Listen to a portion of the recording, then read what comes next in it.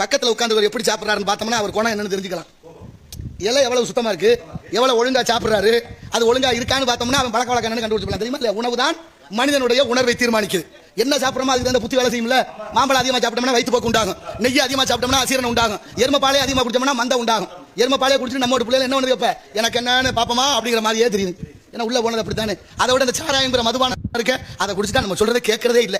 மூளையை அவர் கட்டுப்பாட்டில் இல்லையா? எப்படி கேட்பாரு? நினைச்சு பாத்தீங்களா? அப்ப உணவு மனிதனுடைய உணர்வை தீர்மானிக்குது என்றால் என்ன சாப்பிடணும் இருக்கு, எப்படி சாப்பிடணும் இருக்கு இருக்கா இல்லையா? ஒரு உணவுக்கு இன்னொரு உணவு இடைவேளை 5 மணி நேரம் தேவைப்படுது. பால், தயிர், மோர், கீரை இதெல்லாம் இரவு நேரம் சாப்பிடக்கூடாது. செரிமானம் ஆகிறதுக்கு 9 மணி நேரம் ஆகும்.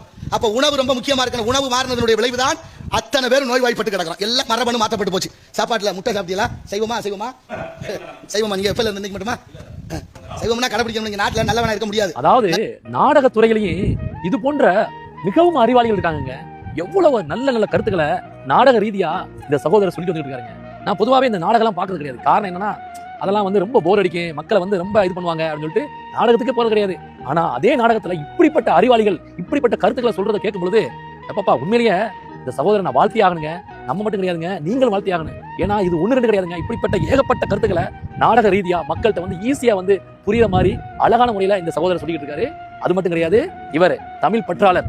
அருமையான முறையில தமிழ் மீது மிகவும் அக்கறையுடன் தமிழ் பற்றோடு பதிவிடுறாரு. உண்மையிலே இந்த சகோதரருக்கு என்னுடைய வாழ்த்துக்கள். நீங்கள் வாழ்த்து சொல்ல மறந்துடாதீங்க. மேல ஒருத்தன் கூட்டம் போட்டு அவன் முடிவு பண்ணிடுறேன், அவனுக்கு தலையாற்ற பொம்மைகளை தான் நாம் தேர்வு செய்து வைத்திருக்கிறோம். இதுதான் யதார்த்தம். ஏற்றுக்கொள்ள மனசு இருக்காது சில பேருக்கு.